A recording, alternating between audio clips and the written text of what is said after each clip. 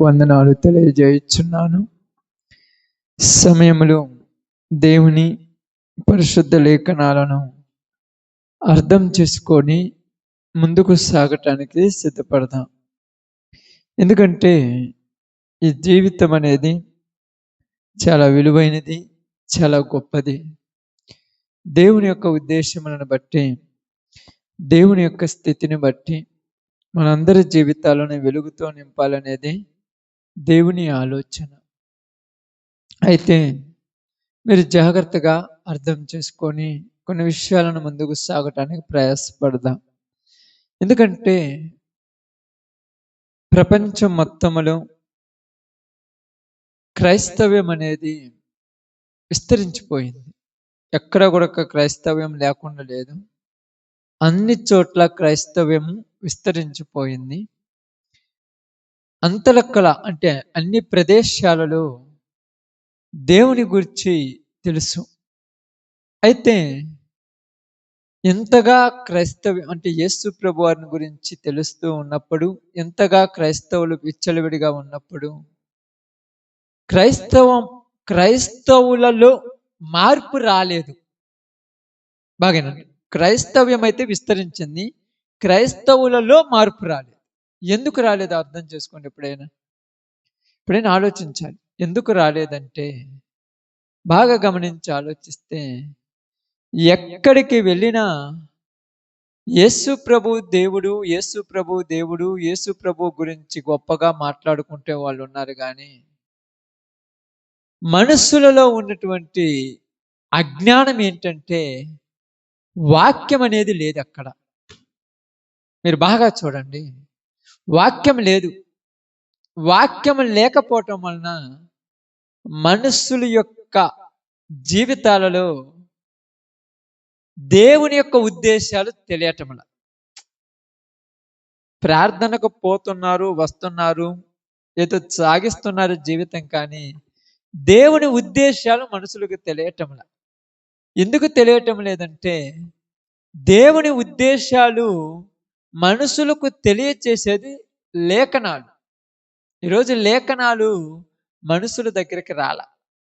మరి ఏమొచ్చాయంటే మనుషులకు ఏదో మంచి చేశారని నలుగురు ముందు చెప్పించి మనుషులను ఆ భ్రమలో నడిపించేస్తున్నారు. అందరూ అంతే. వెనకున్న వాళ్ళు కూడా అలాగనే నడిచిపోతున్నారు, కానీ లేఖనాలను అర్థం చేసుకోవటం లేదు. ఎందుకంటే బైబిల్ గ్రంథంలో మీరు ఒకసారి చూసినప్పుడు, దేవోక్తి లేని ఎడల జనులు కట్టులేక తిరుగుదురని రాయబడింది. అంటే దేవోక్తి లేని ఎడల జనులు ఎలా తిరుగుతారంట? కట్టులేక తిరుగుదురు. అంటే దేవోక్తి మనుషులకు కావాలి. మీరు ఎక్కడికైనా వెళ్ళండి, ఏ ప్రాంతాలకైనా వెళ్ళండి, అన్ని ప్రాంతాలలో, అన్ని చర్చిలలో, అన్ని సంఘాలలో, అన్ని మీటింగ్స్లో అన్నీ ఉంటాయి, కానీ వాక్యం ఉండదు. ఎందుకు వాక్యం ఉండదు చెప్పండి మీకు తెలిస్తే?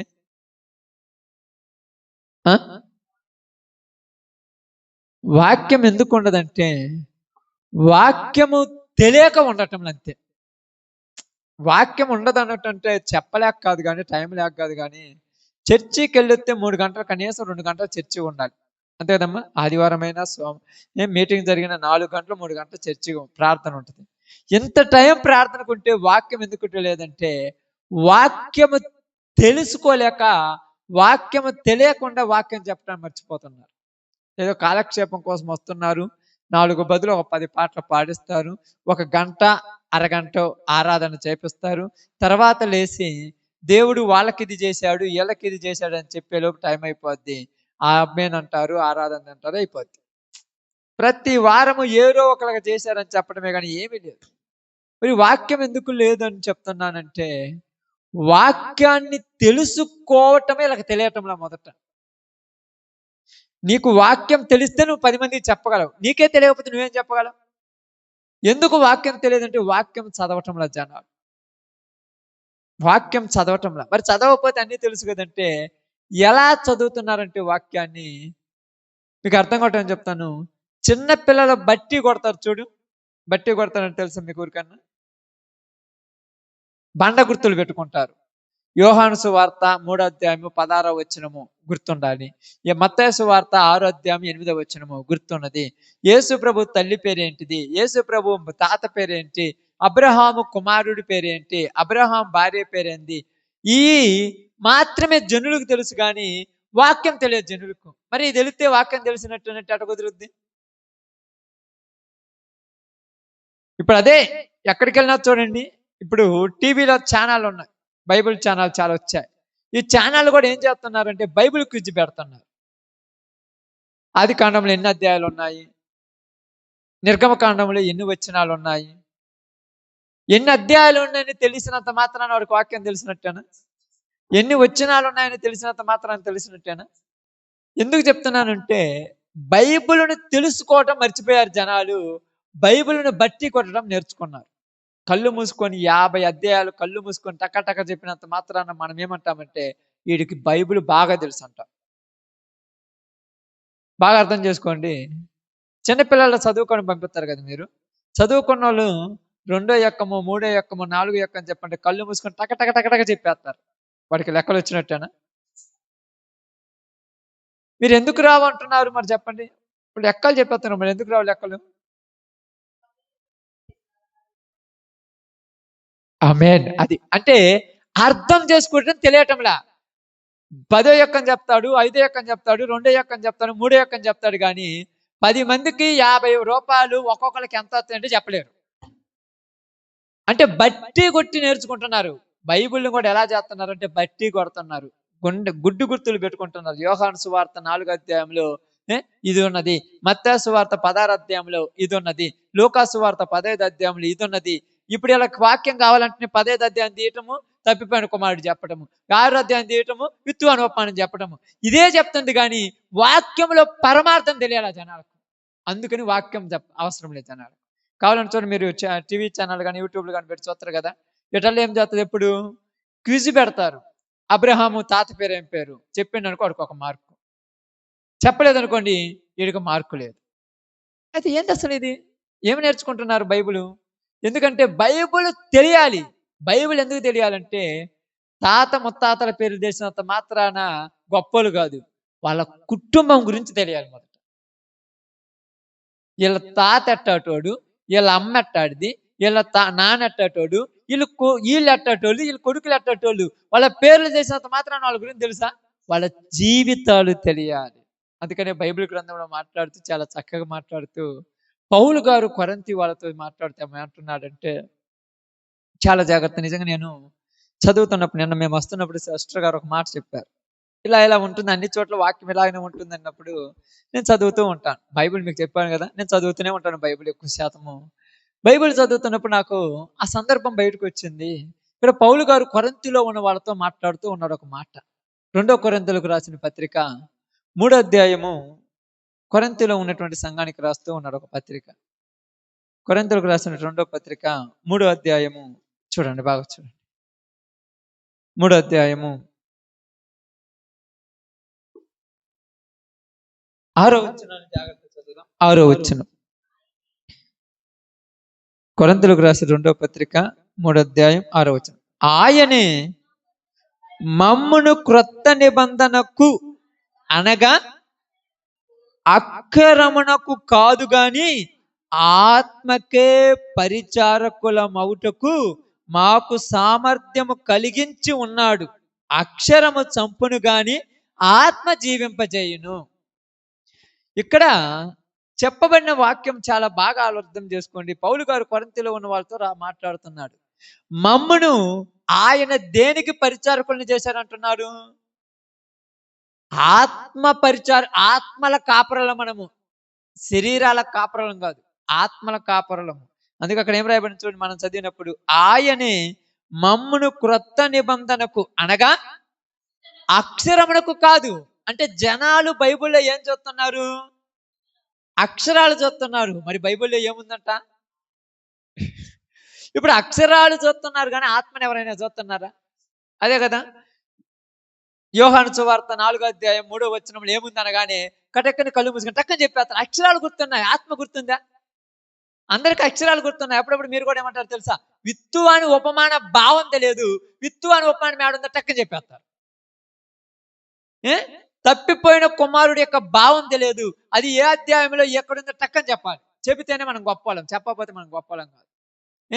పుట్టి జక్క యొక్క భావం తెలియదు కానీ అది ఎక్కడుందో టక్కని చెప్పాలి మనం. ఇప్పుడు ఎక్కువ మంది ఏం చేస్తున్నారంటే బైబిల్ని బట్టి కొట్టేస్తున్నారు.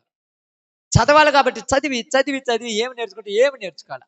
అందుకని ఇక్కడ ఏమన్నారు తెలుసా, ఆయన మమ్మల్ని దేనికి పరిచారకులుగా చేశానంటున్నాడు, క్రొత్త నిబంధన అంటే అండి అక్షరము కాదు గాని ఆత్మ. అక్షరము కాదు. ఇప్పుడు అక్షరాలు కాదు, మనం బైబిల్లో చూడాల్సింది ఏం చూడాలి, ఆత్మను చూడాలి. బైబిల్ ఆత్మ ఎక్కడ కనపడుతుంది?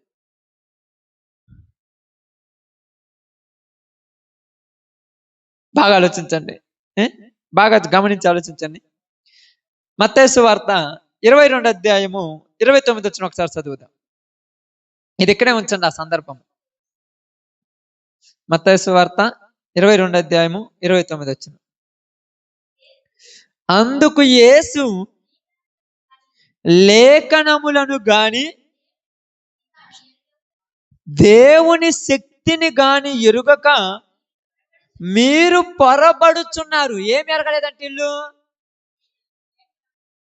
లేఖనాలు ఎరగలేదంట. లేఖనాలు ఎరగడం అంటే,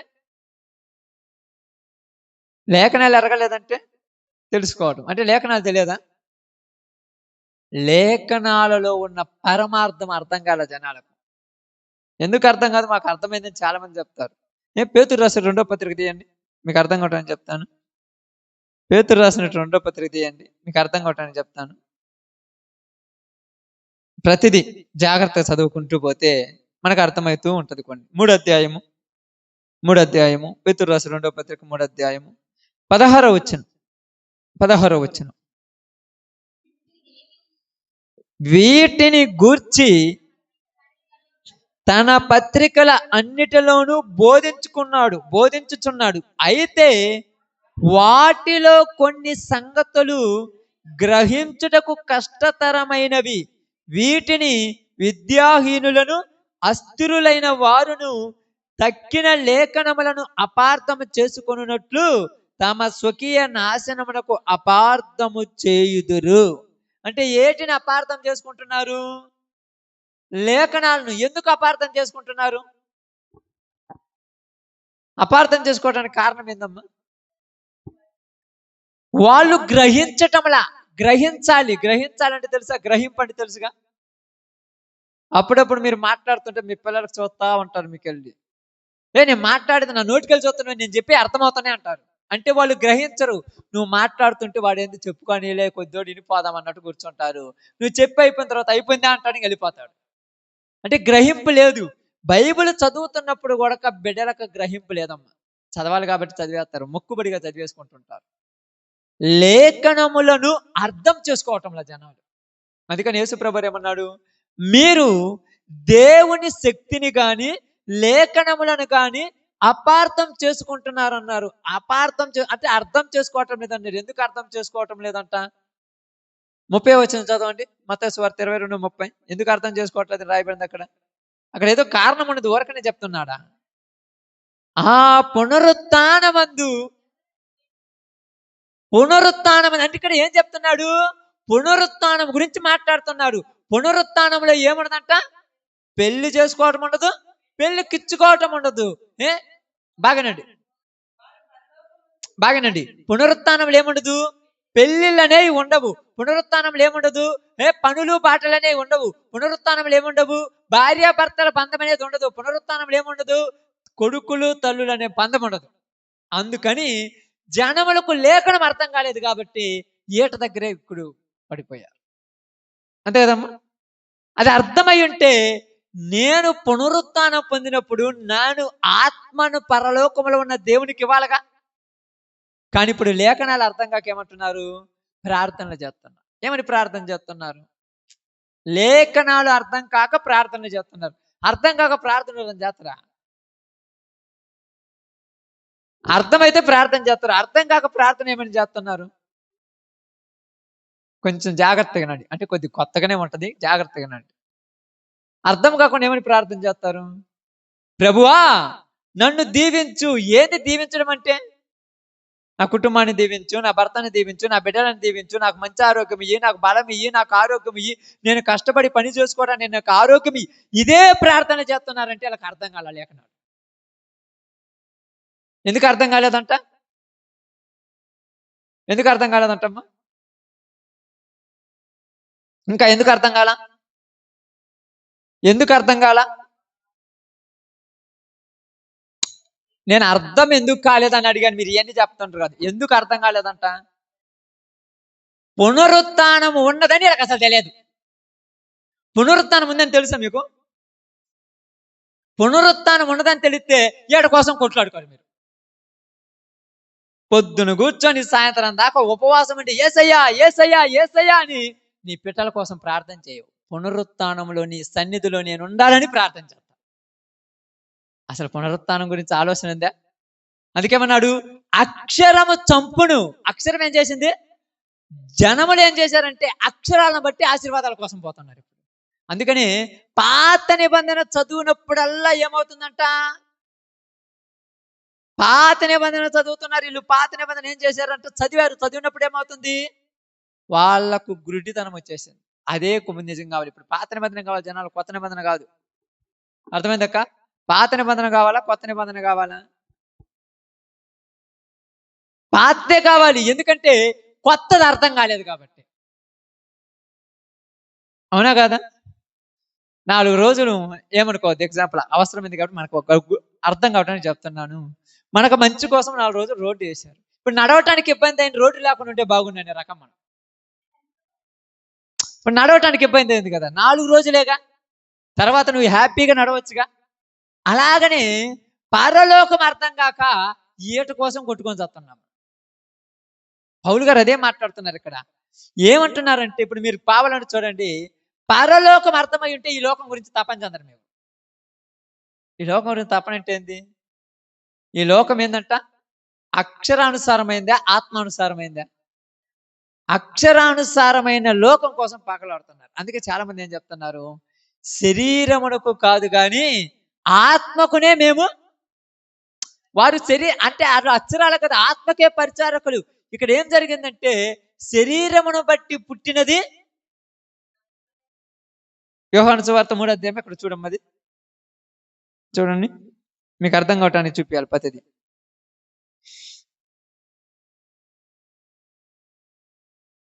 3:6 చదవండి అమ్మా. శరీరం మూలముగా జన్మించినది శరీరమును, ఆత్మ మూలముగా జన్మించినది ఆత్మనై ఉన్నది. మీరు కొత్తగా జన్మింపవాలనని నేను మీతో చెప్పినందుకు ఆశ్చర్యపడొద్దు. ఎందుకంట? గాలి తనకిష్టమైన చోటును విసురును, నీవు దాని శబ్దము విందువే గాని అది ఎక్కడి నుండి వచ్చునో ఎక్కడ పోవునో నీకు తెలియదు. ఆత్మ మూలంగా జన్మించిన ప్రతి వాడు అలాగనే ఉన్నాడు అనెను. కాబట్టి ఏమన్నాడు? ఈ సంగతులు ఏమై ఉన్నాయంట? ఈ సంగతులు ఏంటంట? ఈ సంగతులు ఎలాగూ సాధ్యము. ఈ ఎలాగ సాధ్యం అవుతాయి అంటే వాళ్ళకు కూడా అర్థం కాదు. ఈ నిజంగా జరుగుతాయా అంటే జరుగుతాయి అంటే అర్థమైందనా, అర్థం కాలేదనా? అర్థం కాలేదు కాబట్టి యేసు ప్రభువు సిలువ వేయబడిన వెంటనే పేతురు వాళ్ళెత్తుకొని వెళ్ళిపోయాడు. అదే గ్రహించిన వాడైతే ఎప్పుడైతే వాళ్ళు మేడగదిలోనికి వెళ్ళి ఉపవాసం ఉండి ప్రార్థన చేసినప్పుడు పరలోకం నుంచి ఆత్మ అగ్ని వలె వాళ్ళ మీద కురిచిందో అప్పుడు అన్నారు చావైతే మేలని. అంతకుముందు అన్నారా చావైతే మేలని? ఎందుకని లేదంటే ఇదిగో మీరు మమ్మల్ని హింసించి దూషించి మమ్మల్ని కొట్టి చిట్టినప్పుడు మేము ఎప్పుడు భయపడం. ఎందుకంటే మా యొక్క ఆంతర్య పురుషుడు దినదినం ఏమవుతున్నాడంట? నూతన పరచబడుతుంది. ఎందుకంటే మేము దృశ్యమైన వాటిని చూడట అదృశ్యమైన వాటిని చూచుతున్నాము. ఈరోజు లోకములో ఉన్నటువంటి జనములు కానీ ఎక్కువ శాతం పాస్టర్లు కూడా లోకానుసారమైన బోధలే చేసేస్తున్నారు. లోకానుసారమైన బోధ అంటే అక్షరానుసారమైన బోధ వచ్చేసింది జనాలు. అందుకని నీవు దీవించబడదువు, నీ యొక్క పిల్లలు దీవించబడతారు, గుళ్ళో దీవించబడతావు, ఒళ్ళో దీవించబడతావు, పొలంలో దీవించబడతావు, ఇంట్లో దీవించబడతావు, నీ పిండి పిసుగు తొట్టి దీవించబడుతుంది, నీ ఎద్దుల మందల దీవించబడతాయి, నీ గొర్రెల మందల దీవించబడతాయి. ఇవన్నీ ఏమన్నా పరలోకం వస్తాయా? మరి రానప్పుడు ఈట గురించి పొద్దుగూకులు పాకులాడేది ఎందుకు? బాగా ఆలోచించండి. ఈట గురించి పాకులాడేది ఎందుకు? ఎందుకంటే పాత దాని మీదే దృష్టి పెట్టారు జనాలు, కొత్త దాని గురించి ఆలోచించటం. కొత్త దానితో పాత దానికి ఏమయ్యారు జనాలు? అలవాటు పడ్డారు. కొత్తది ఎలాగుంటది? కొత్తగా ఉంటది. కొద్దిగా అలవాటు పడ్డప్పుడు అది బాగుంటుంది దీనికంటే. అర్థమైందా? కొత్తది కొద్దిగా ఇబ్బందిగా ఉంటుంది, పాతది బాగుంది. అందుకని ఇక్కడ ఏం చెప్తున్నారు చూడండి, లేఖనములు ఎరుగలేదంటాం వాళ్ళు. ఈరోజు మనము కూడా చాలా మంది మీ లేఖనాలు ఎరగం. అందుకని మనం ఏమంటామంటే ప్రార్థన అనగానే అన్ని పక్కన తెచ్చి పెట్టేస్తాం. ఏవి పెడతాము? ఇదిగో ఇశ్రాయేలు ప్రజల కొరక, వాళ్ళకు కొరక ఇబ్బందికరమైన ఉన్నప్పుడు వాళ్ళు కూడా ఆగిపోయారని అవి తీసుకొచ్చి పెట్టేస్తాం. ఎందుకంటున్నానంటే ఇక్కడ ఆత్మ బ్రతికించును, అక్షరము చంపును.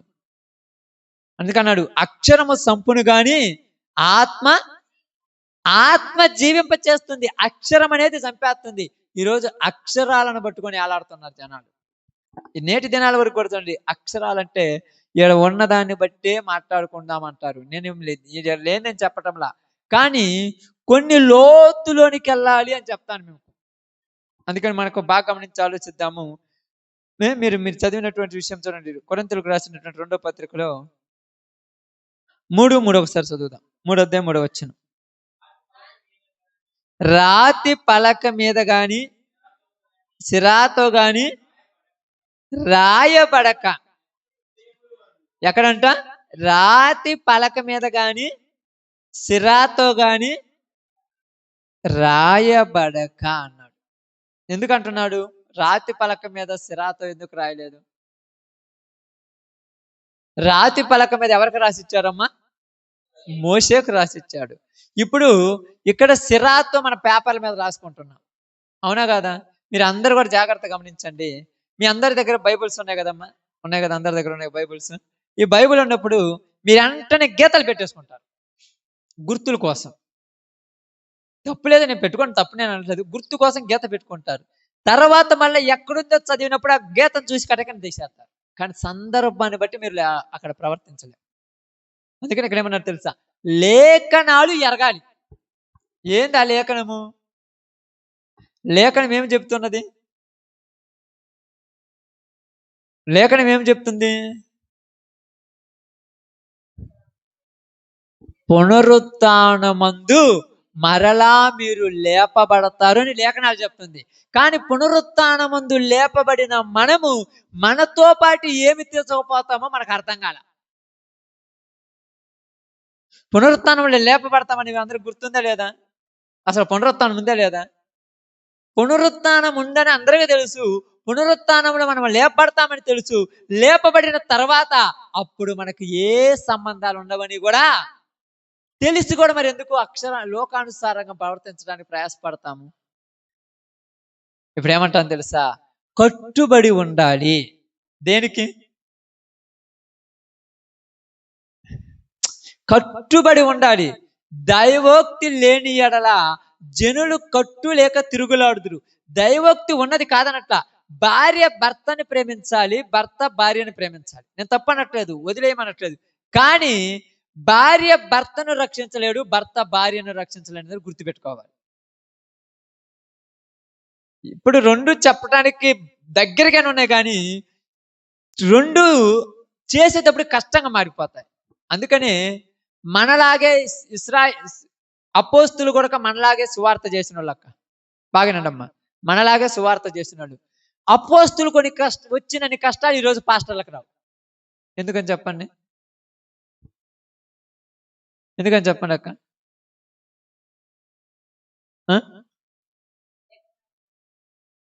వారు ఈ లోకంలో ఏది నాది అనుకోకుండా సేవ చేశారు. ఈ లోకంలో ఏది కూడా నాది కాదు అనుకున్నారు వాళ్ళు. కానీ ఇప్పుడు మనం ఏమనుకుంటున్నామంటే ఈ లోకము నాది, పరలోకము నాది అనుకుంటున్నాం. రెండు నాయి కావాలనుకుంటున్నాం. అందుకే వాక్యాన్ని కరెక్ట్‌గా చెప్పలేక, చెప్పిన దాని ప్రకారం నడుచుకోలేక, అభివృద్ధి పరుస్తున్న దేవుడు అని చెప్పేసి ఏదో మాటలు చెప్పేసి మాయ బురిడి మాటలు చెప్పేసి ముందుకు సాగిపోతుంది. క్రైస్తవం అలాగనే సాగిపోతుంది. అందుకని ఇక్కడ ఏమన్నారు తెలుసా?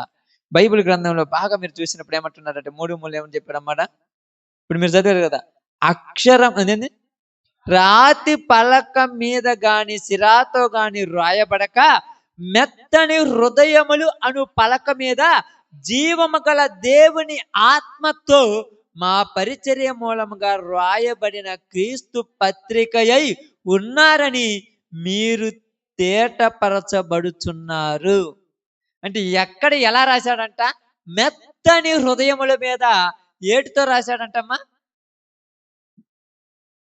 మెత్తని హృదయం మీద దేంతో రాశాడంట? ఆత్మతో రాశాడంట. ఆత్మతో ఎలా రాస్తారు? మనందరికి రాయటానికి ఏం కావాలి?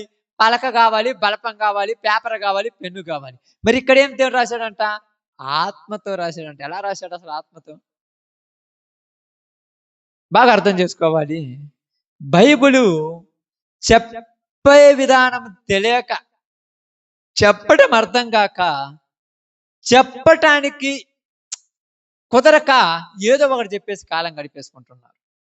అందుకే చూడండి, ఎన్ని వారాలు వచ్చినా కూడా దీవెనలు అనేది తప్పితే ఏవి చెప్పుకోలేరు పాపం. ఎన్ని సంవత్సరాలు పోయినా కూడా అది ఇదని. నేను దీవెనల గురించి నేను వద్దనట్లా, కానీ క్రొత్త నిబంధన అనేది ఉంది చూడు. ఇది ఎలా ఉందంటే ఇర్మియా గ్రంథం రాకురండి ఒకసారి, మీకు అర్థం కావడానికి చూపిస్తాను. ఇర్మియా గ్రంథంలోనికి రండి. ఇర్మియా గ్రంథంలోనికి రండి ఒకసారి. 33 అధ్యాయం. ఇర్మియా గ్రంథంలో 31 అధ్యాయంలోనికి రండి. ఇర్మియా గ్రంథము 31 అధ్యాయం తీశారమ్మా? 33వ వచనం నుంచి నిదానంగా చదవండి. ఆ ఆ ఆ ఆ వారి మనస్సులలో నా ధర్మ విధి ఉంచెదను, వారి హృదయముల మీద దాన్ని రాసెదను. యెహోవా వాక్కు ఇదే, నేను వారి దేవుడినై ఉందును, వారు నాకు జనులగుదురు. వారు మరి అన్నడును యెహోవాను గూర్చి బోధనందుదము అని తమ పొరుగు వారికి గాని తమ సహోదరునికి గాని ఉపదేశము చేయరు. నేను వారి దోషములను క్షమించి వారి పాపములను ఎన్నటికీ జ్ఞాపకం చేసుకొనను గనుక అల్పులేమి గనులేమి అందరూ నన్ను ఎరుగుదురు. ఏమంటున్నారు ఇక్కడ?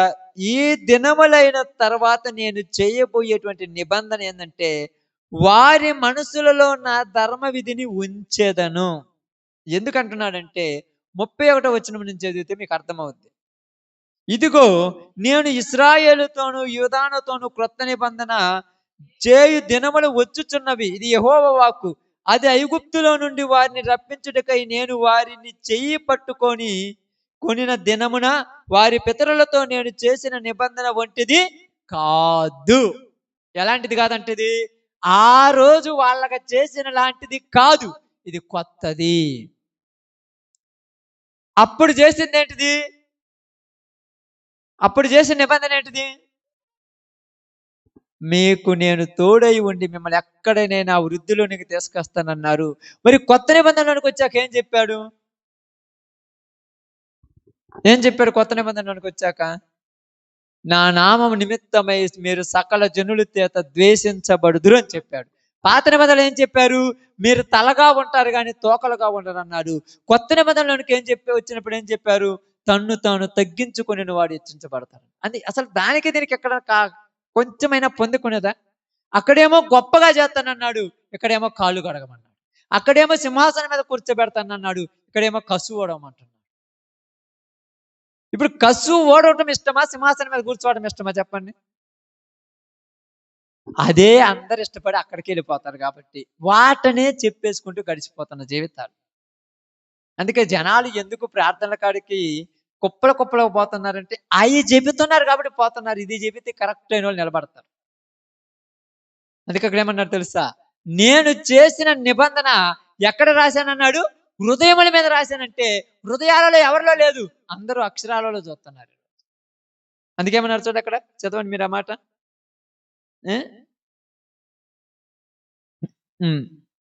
నేను వారికి దేవుడినై ఉందును, వారు నాకు జనులగుదురు.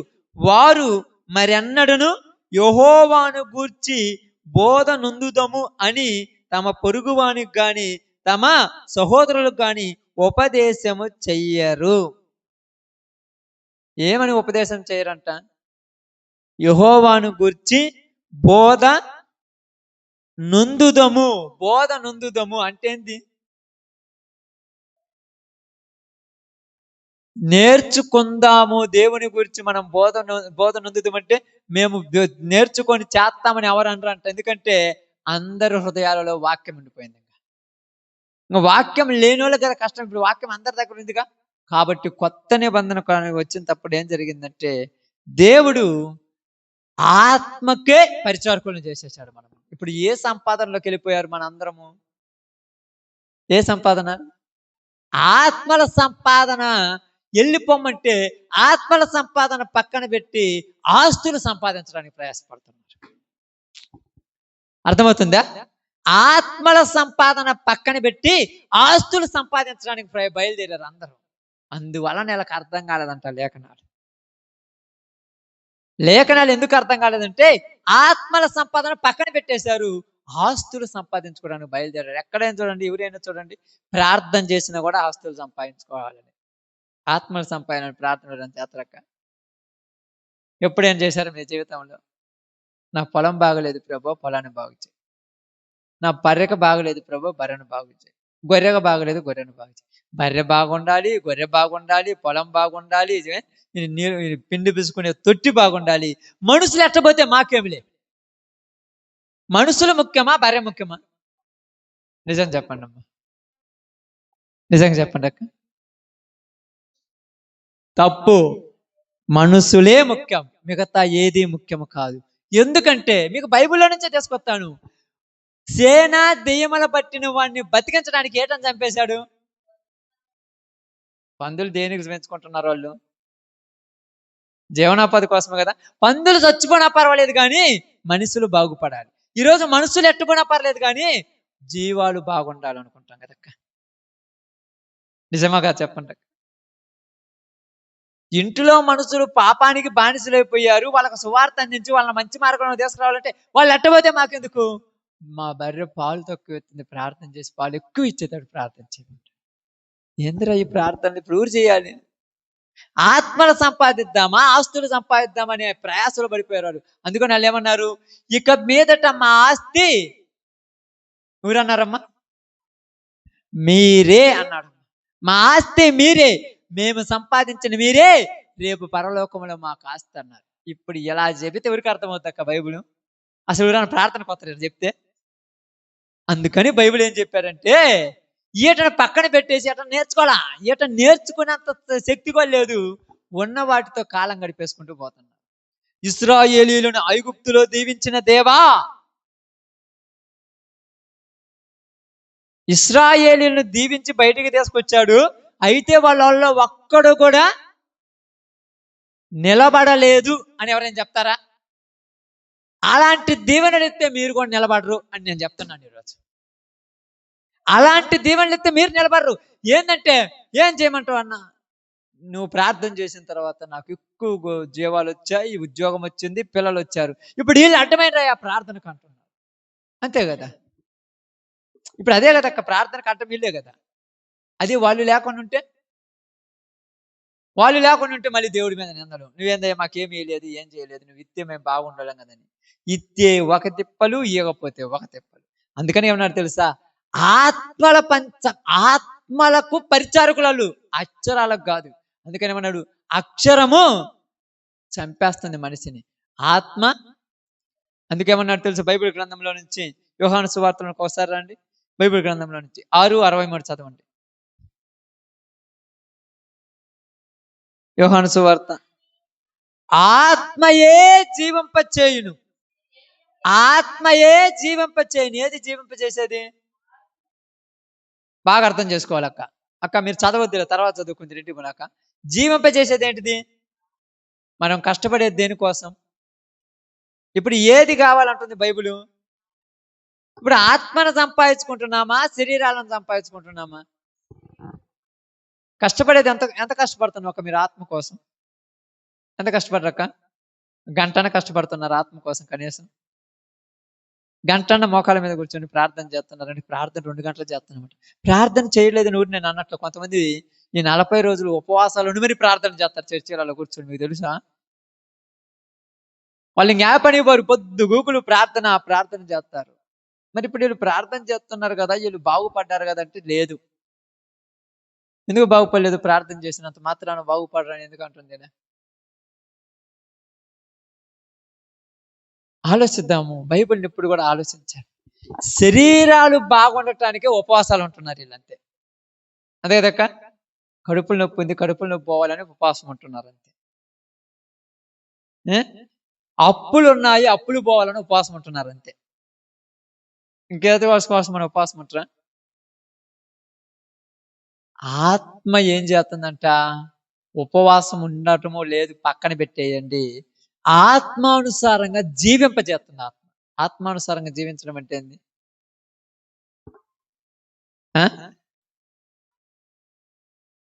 ఇంకా కొద్దిగా ఆలోచించండి. మీకు ఒక క్లూ కూడా ఇచ్చాను ఇందాకనే.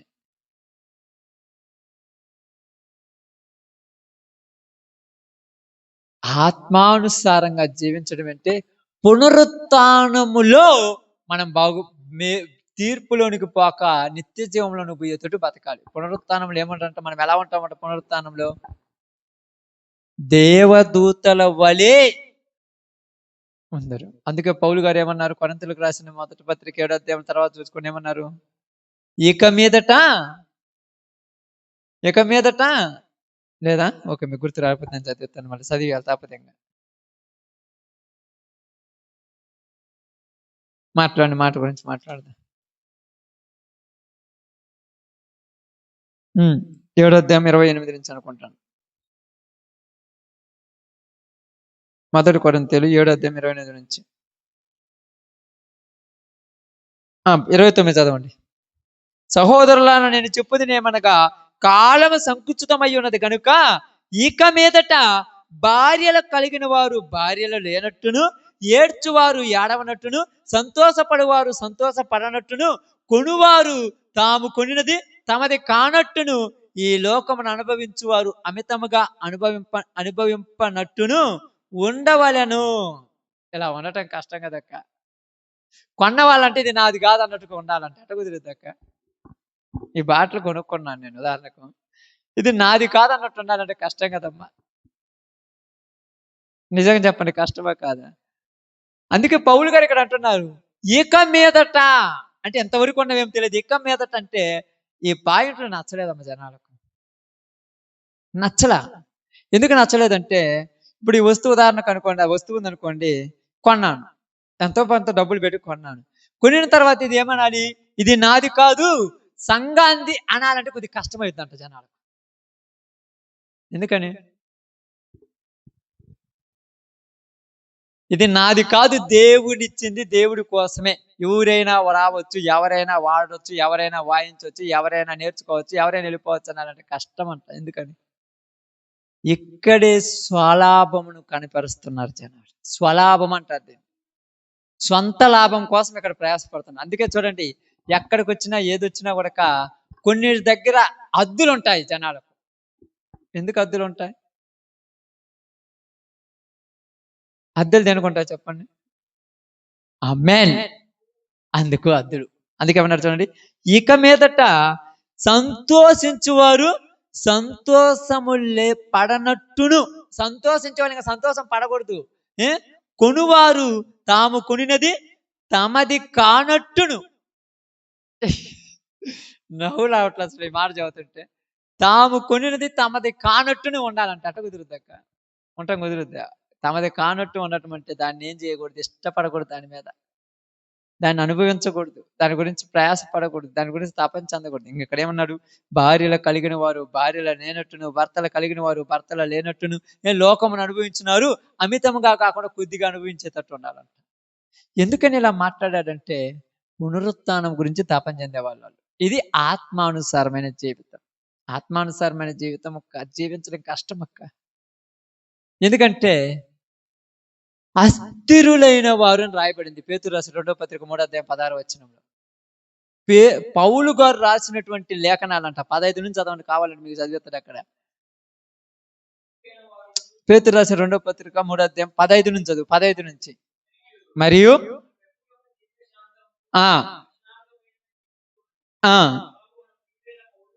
మన ప్రియుడైన పౌలు కూడా తనకు అనుగ్రహింపబడిన జ్ఞానము చొప్పున ఏమని రాశాడంట? ఇది రాశాడు. ఇది నచ్చుద్ది ఇప్పుడు ఎవరికన్నా? పౌలు కూడా రాశాడంట, దీని గురించి రాశాడు. ఇది రాశాడు, ఈ లోకంలో ఉన్నప్పుడు ఈ లోకం నాది కాదు అన్నట్టు బతికేమని చెప్పాడమ్మా పౌలు కూడా. బతకడం కష్టమయ్యేజమ్మ.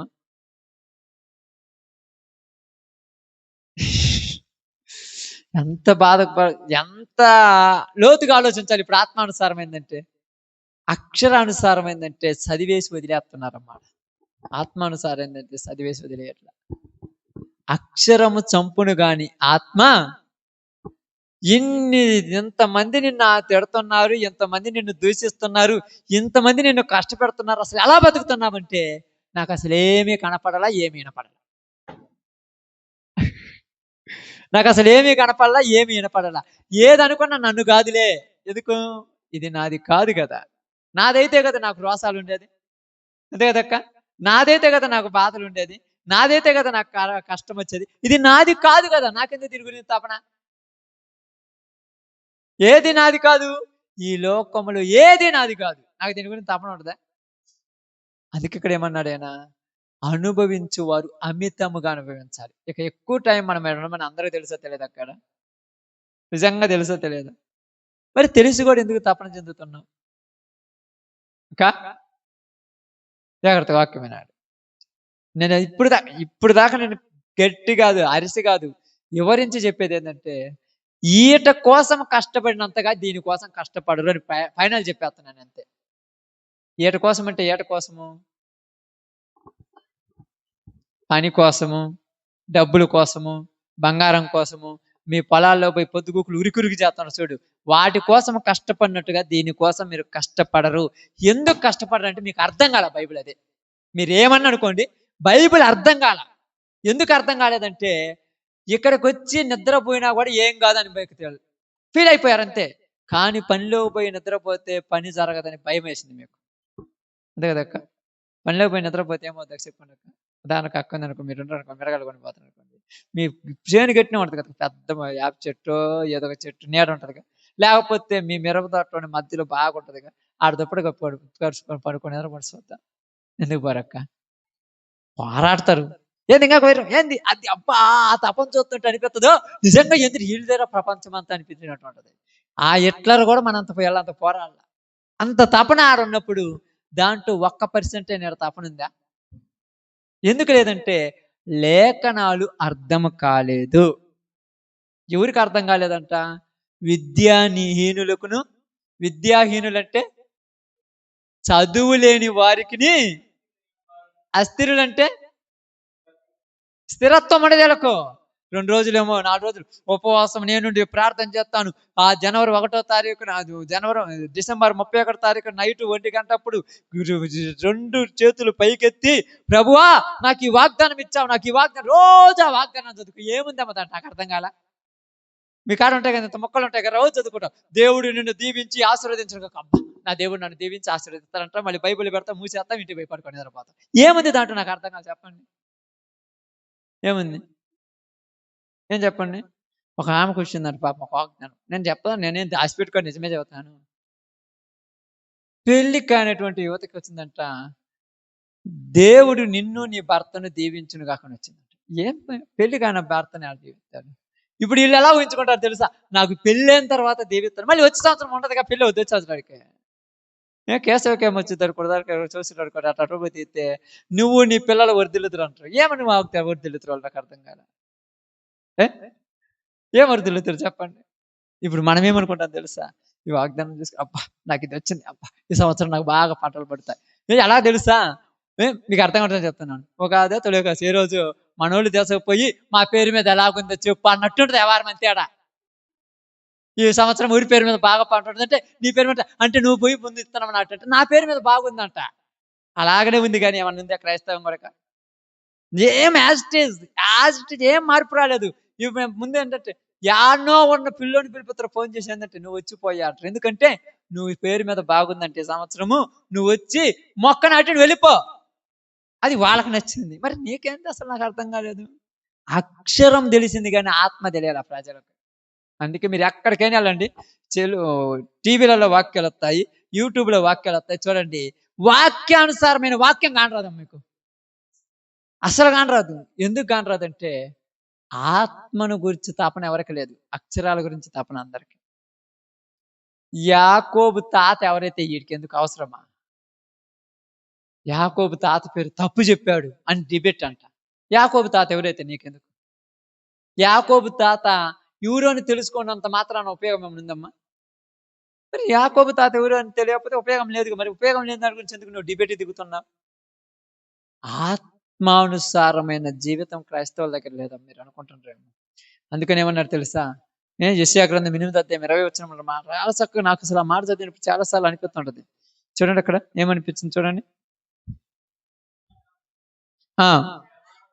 ప్రమాణ వాక్యమును విచారించుడి, ఈ వాక్య ప్రకారము వారు బోధించని ఎడల వారికి అరుణోదయము కలుగదు. వారికి అరుణోదయము దేని ప్రకారం బోధించకపోతే వాక్యం ప్రకారం బోధించాలి. వాక్యం ఏం చెప్పింది ఇక్కడ?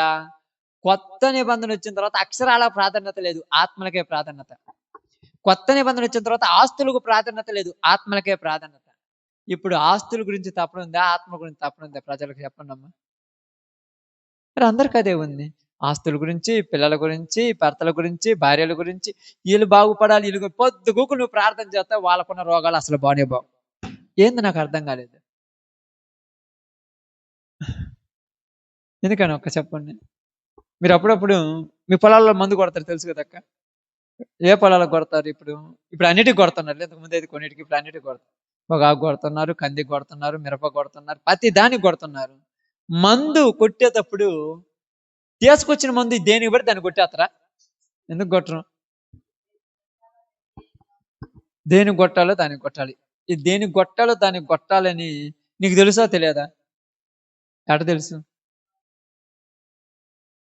నలుగురు ఐదుగురు దగ్గర అడిగి కలుసుకుంటాం.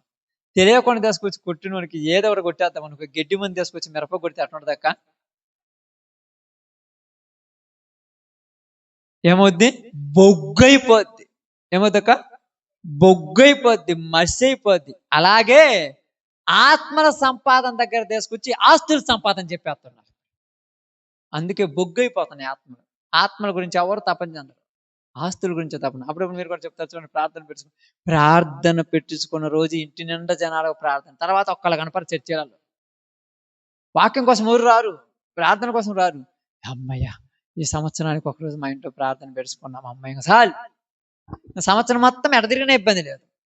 ఆదివారం ప్రార్థన, సోమవారం ఏమో తిరణాల, మంగళవారం ఏమో భజన, శుక్రవారం ఏమో వ్రతము, శనివారం ఏమో దీక్ష, బుధవారం శనివారం ఏమో ఏంది దీపారాధన. బాగుండలే? ఇప్పుడు అందరు అట్నే ఉంటారు అక్క. బైబిల్ అదే చెప్తుంది. వీళ్ళు అస్థిరులు అన్నారు. అస్థిరులు అంటే ఏంది? ఒక దాంట్లో స్థిరంగా లేరు. ఎందుకని ఉండరు?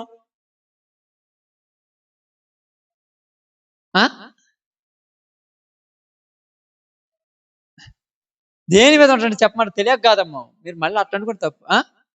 ఒక్క కాయను ఏం చేస్తారంటే 100 రాళ్ళలో ఎత్తేది ఒక రాయి తగులుద్ది. యేసు ప్రభు, ఎంకయ్యో, సుబ్బయ్యో, లచ్చయ్యో, లచ్చమమ్మో, ఎంకమ్మో ఎవరో ఒకరు తగులుతురుగా. అదే ఈరోజు క్రైస్తవులకు వచ్చిన దరిద్రము. అవునా కాదా? 10 రాళ్ళు ఒకే దాన్ని కొట్టేస్తారు. ఏదో ఒక రాయి తగులుద్ది, ఏదో ఒక దేవుడు కరుణించడా అంటే, ఏదో ఒక దేవుడు అంటే ఆయన దేవుడు కాదు కదా. అంటే వాళ్ళ దృష్టిలో అందరూ దేవుళ్ళే. మరి వాళ్ళని ఏం చేద్దాం మనం ఇప్పుడు చెప్పండి అమ్మా. ఇప్పుడు ఏమైనా మార్చడం నీ వల్ల అవుతే, నా వల్ల అవుతే, ఎవరి వల్ల కాదు. ఏదో ఒక దేవుడు కరుణిస్తాడు. ఎందుకు దేనికోసం కరుణిస్తాడు దేవుడు? ఇలా ఆస్తులు సంపాదించుకోవడం కోసం, ఆత్మల కోసం. మీరు ప్రయాసపడే వాళ్ళు ఉంటారు. ప్రయాసపడితే నువ్వు బాగా గమనించండి, మిగతా లోకం గురించి నువ్వు తపన చెందుతుంటే నీకు ఇంట్లో కానీ బయట కానీ ఏ కష్టం రాదు. ఆత్మల కోసం పోరాడు, నీకు అన్ని విధాల నుంచి ఇబ్బందులే. ఆత్మల గురించి పోరాడేటప్పుడు నీకు తలకాయ నొప్పులు, నీ గొడవలు, నీ కంటి నొప్పులు, నీ కడుపుల నొప్పులు, నీకు జ్వరాలు, నీకు జబ్బులు అన్నీ అప్పుడే వస్తాయి. ఈట గురించి కాపాడితే ఏమన్నా వస్తుందక్క? మీరు బాగా ఆలోచించండి. 3 గంటల దాకా పని చేసి ఉంటారు పాపం కదా. 2 గంటల దాకా, 12 గంటల దాకా పని చేస్తారు. మళ్ళీ పొద్దున్నే 1 గంటకు లేసి 2 గంటలకో 3 గంటలకు లేసి మళ్ళీ ర్యాక్ కట్టేస్తారు మీరు పాపం. ఇప్పుడు మాత్రము షుగర్ పెరగలా, కరెక్ట్గానే ఉందమ్మా. ప్రార్థన పోయి రాగానే పెరిగిపోయింది ఇలా షుగర్. నాకు అర్థం కాదు ఎందుకని. ఆత్మల గురించి ప్రయాసపడితే లోకమంతా నేను ద్వేషిస్తారు. ఆస్తుల గురించి ప్రయాసపడితే పని చేస్తే మనుషులు చత్తరా అనలే ఏంటి రోజులు. పని చేస్తే మనుషులు చత్తరా అంటే అలా తెలుసు, పని చేస్తే మనుషులు చావరని. మరి ఏం చేస్తే చత్తరని తెలుసు. అసలు వాళ్ళను లోకానికి మనుషులకు అసలు తేడా తెలియకుండా, అందుకే బైబిల్ పౌలు గారు ఏమన్నారంటే, అక్షరము చంపేస్తుంది మనుషుల్ని, ఆత్మ జీవింపచేస్తుంది. ఈరోజు అక్షరానుసారమైన బోధలు వచ్చాయి అక్కడికి వెళ్దాం. అందుకే మీకు బాగా అర్థం కావటం చెప్తాను చూడండి. కొరింథీయులకు రాసిన, లేకపోతే రోమీయులకు రాసిన పత్రిక 7వ అధ్యాయం 6వ వచనం. తొందరగా చదవాలి, త్వరగా. ఇప్పుడైతే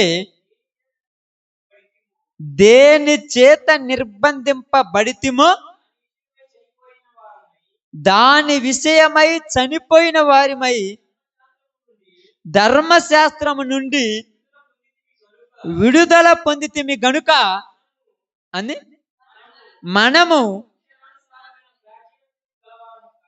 అక్షరానుసారమైన ప్రాచీన స్థితి. అక్షరానుసారమైన ప్రాచీన స్థితి అంటే ఏంది చెప్పాలి ఇప్పుడు మీరు. అక్షరానుసారమైన ప్రాచీన స్థితి అంటే ఏంది?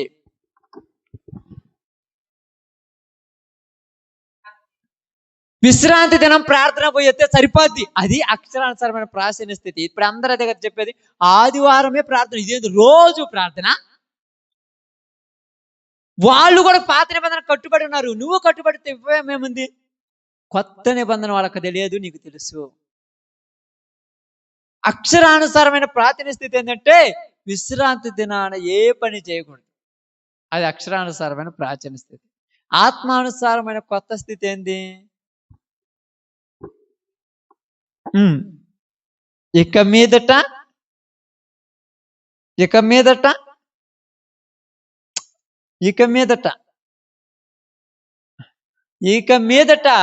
జీవించువాడును నేను కాదు, క్రీస్తే నా యందు జీవిస్తున్నాడు. అది ఆత్మానుసారమైన కొత్త స్థితి. అక్షరానుసారమైన ప్రాత స్థితి ఏంది? ఆ మేఘ స్తంభం మీదకి ఆయన వచ్చినప్పుడు అప్పుడు మనం పరిశుద్ధపరుచుకుందాం. మిగతా టైంలో అట్టున్నా ఏం కాదు. విశ్రాంతి దినాన మాత్రమే ఆ మందిరానికి వెళ్దాం, బలర్పిద్దాం, వచ్చేద్దాం. ఆ 7 పండుగలు ఉన్నాయి కదా, ఆ పండగలు అప్పుడే మందిరానికి పోదాం, రావాలి. మిగతా టైంలో ఎవరు చేయాలి ప్రార్థనలు? తొందరగా మీరు చదువుతుంటే నేను కూడా త్వరగా వెళ్ళిపోతాను. మిగతా టైంలో ఎవరు చేస్తారు అక్కడ?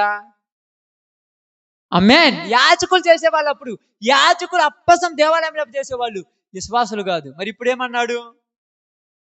ఆమేన్. అది అర్థం కాలేదమ్మా లోకానికి, మనకు కూడా అర్థం కాలేదు. అందుకే మీరేమంటారు, పాస్టర్లు ప్రార్థన చేయాలి, మాకేం పని? మరి మీరు వచ్చి కూర్చున్నారో పోతారా అమ్మా? పాస్టర్లు ప్రయాసపడాలి, మాకే అంటే పాస్టర్లు ప్రయాసపడాలంటున్నారంటే పాస్టర్ని పూజారి చేసేసారు ఈ రోజు లోకంలో, అంతే కదక్క. పాస్టర్ని కూడా పూజారి చేశారు. ఎలాగంటే పూజారికి గుళ్ళో బతం వచ్చినట్టుగానే పాస్టర్ కూడా చర్చిలో బతం వచ్చేస్తా, మీరు దీన్ని బతకాలి, మేము పోయి కష్టపడి పని చేయాలి. అది కాదు ఇప్పుడు కొత్త నిబంధన చెప్పేది. ఆత్మల సంపాదనలో ప్రతి ఒక్కడు ప్రయాసపడాలి. అది కష్టతరంగా ఉన్నదంట. అందుకేమన్నాడు, ఇవి ఎలా ఉన్నాయంట? కొంచెం కష్టంగా ఉన్నాయంట. అదే కదా పేతురు రాసిన, ఏం చదివచ్చు? 3:16 పేతురు రాసిన 2 పేతురు 3:16. మీరు అది మైండ్లో ఉండాలి. గ్రహించుటికి ఎలా ఉన్నంట? కష్టంగా ఉన్నాయంట. ఒప్పుకుంటారా? ఎందుకు ఒప్పుకోరమ్మా? ఒప్పుకోమంటే ఏం చేయాలి? నువ్వు కూడా కష్టపడాలి. కష్టపడాలంటే కష్టం కదా! కష్టమా కదా చెప్పండి? ఏం చేశాడంటే యేసు ప్రభువారు పగులంతా నైట్ అంతా మరి అంతకుముందు ఏం చేశాడు? ఆయన పగులంతా పని చేశాడు, రాత్రి సువార్త ప్రార్థన చేశాడు. ఆయన కూడా పని చేశాడు, చేయనరా? పౌలు గారు ఏమన్నాడు? పౌలు ఏం చేశాడు? డేరాలు గుట్టే పని చేశాడు, రైట్ అని సువార్త చేశాడు. పౌలు ఒక్కడే చేశాడా? అకులా ప్రిస్కిలా కూడా పౌలుతో పోయారు. ఇప్పుడు ఏంది అసలు అక్కడ ఏం అర్థమైందంటే, ఈ బోధ తీసుకొచ్చి ఏమంటారు తెలుసా? అందరూ పాస్టర్లు అయితే మాకు ఎక్కడ విలువని ఈ పాస్టర్లు చేయట్ల జనాలు. పాస్టర్ అంటే ఏం తెలుసా? ప్రాధాన్యత. అది దేవుడిచ్చింది, మనుషులు ఇచ్చేది కాదు. పాస్టర్ కాబట్టి అంటే మీరు ఏంది పాస్టర్లు అయినట్టే కాదు. పాస్టర్ అనేది ఏంటంటే బైబిల్ గ్రంథంలో పేతురు రాసిన మొదటి పత్రిక 3:9 చెప్పింది. ఏం చెప్పింది? ఇదిగో చీకటిలో నుండి ఆశ్చర్యకరమైన తన వెలుగులోనికి పిలిచిన వాని గుణాతిశయముల ప్రచురము చేయ నిమిత్తము ఏర్పరచబడిన వంశమును రాజులైన యాజక సమూహమై ఉన్నారు. అందరూ రాజులు, యాజకులే. ఇప్పుడు ఒక్కడ రాజు అయితే ఒప్పుకుంటారా? రాజు అని ఊరికి మీకు ఉన్నదా లేదు రాజు కావాలని? దావీదును రాజు చేసిన దేవా, నన్ను రాజు చేయమన్నావు, నేను రాజు చేస్తానంటే నువ్వు ఎందుకు వద్దు అంటున్నావు? నాకు అర్థం కాదు. దావీదుని ఏం చేశాడు? మరి నిన్ను కూడా రాజు చేస్తానంటే నువ్వు వద్దన్నావుగా. అబ్రహామును ఆశీర్వదించిన దేవా, నన్ను ఆశీర్వదించమన్నావు. అబ్రహామును ఆశీర్వదించినట్టుగా నిన్ను ఆశీర్వదిస్తే ఎందుకు వద్దంటున్నావు? నాకు అర్థం కాదు, చెప్పండి.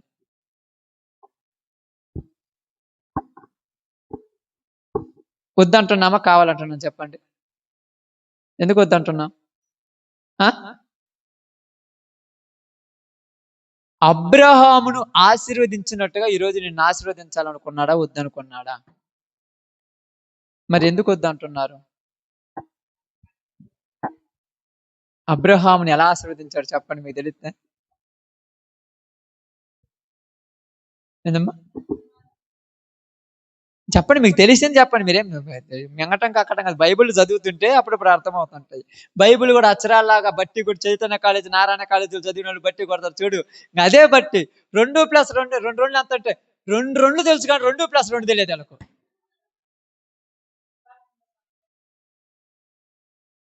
ఆమేన్. ఇస్సాకును అడిగిన వెంటనే ఇచ్చంతగా ఆశీర్వదించాడు. ఎంత ఆశీర్వదించాడు? మనకు ఆశీర్వాదం వద్దు. అబ్రహాముకు ఎద్దుల మందలు, గొర్రెల మందలు ఉన్న ఆశీర్వాదం కావాలి. కానీ అబ్రహామును సమస్తమును ఏమంటే ఇచ్చేస్తాడు. నీకు ఆశీర్వదిస్తే నువ్వు ఏం చేస్తావు? యోబుని ఎంత ఆశీర్వదించాడు? ఏమన్నాడు తెలుసా? ప్రభువా నువ్వే ఇచ్చావు, అది నాది కాదు. దావీదుని ఎంత ఆశీర్వదించాడు తెలుసా? ఏమన్నాడు దావీదు ప్రార్థన చేసి? ఆకాశము నీ సింహాసనము, భూమి నీ పాదపీఠము, సమస్తము నీదే, నీ దాంట్లో మళ్ళీ నేను నీకు ఇచ్చేదే. నాకు అర్థం కాల, ఇదంతా నీదేగా. అసలు ఎంత బాగా ఆలోచించారు. ఆ మాటలు ఈ రోజు మనుషులు చెబితే ఏందో పొద్దున పోయి సాయంత్రం దాకా కష్టపడి ఇంత మెత్త కట్టుకుని దేవుడిది అంటావు ఏందంట. మరి నీదైతే పొద్దుగూకులు ఉన్నాడు చూద్దాం. దాంట్లోనే ఎంతో కష్టపడి కట్టుకున్నారు కదా పాపం. మట్టి మోసారు, ఇసుకలు మోసారు, సిమెంట్ మోసారు, డబ్బులు పెట్టారు, ఎంతో కష్టపడి. ఒక్క రోజైనా ప్రశాంతంగా పొద్దుగూకులు ఇంట్లో పడుకొని నిద్రపోయినారు నన్ను అంటారా? ఇల్లే గుర్తుండదు కొంతమందికి. ఇంటిలో పడుకోవడానికి తీరికే ఉండదు. కొంపదీసేమని దేవుని ఆత్మలు ప్రయాసపడుతున్నారంటే అది కాదు, ఇంకా ఏది కట్టియాలని, ఏది కట్టియటానికి కాదు. అందుకే చెప్తున్నాడు ఇక్కడ, దేవుడు మిమ్మల్ని ఆశీర్వదించాలనుకున్నాడు. ఎంత ఆశీర్వదించాలంటే పౌలును ఆశీర్వదించినంతగా ఆశీర్వదించాలనుకున్నాడు. అంత కష్టం. అందుకే నేను చెప్తున్నాను, లేఖనాలు వాళ్లకు అర్థం కాలేదు. నేటి క్రైస్తవులకు కూడా లేఖనాలు ఇంకా అర్థం కాలేదు. అర్థం కాకుండా మరి ఎలా ఉంటున్నారంటే నడుస్తున్నారు. నలుగురు నడుతున్నారు, నేను నడుస్తున్నాను. అందరూ నడుతున్నారు, నేను నడుస్తున్నారు. అందుకే చూడండి, మళ్ళీ ఒక మాట చూడండి, సామెతల గ్రంథము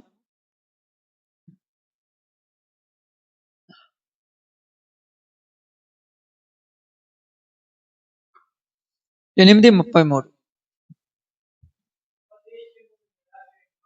ఉపదేశమును నిరాకరించక దానిని అవలంబించి. ఉపదేశం ఏం చేయాలంట? అవలంబించాలంట. అవలంబించడం అంటే చేయటం కష్టం కదక్క. వినటం బాగుంటది కానీ చేయటం కష్టం కదక్క. ఇప్పుడు ఎవరు చేయాలంట?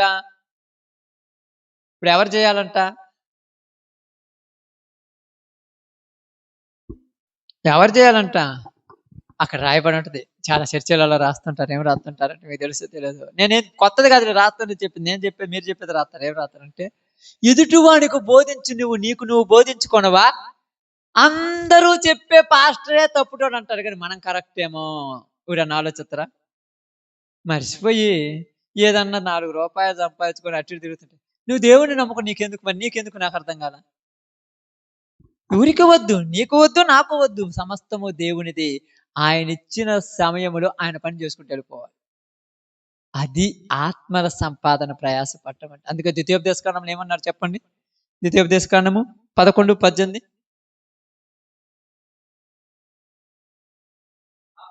కాబట్టి మీరు ఈ నా మాటలను ఎక్కడంట?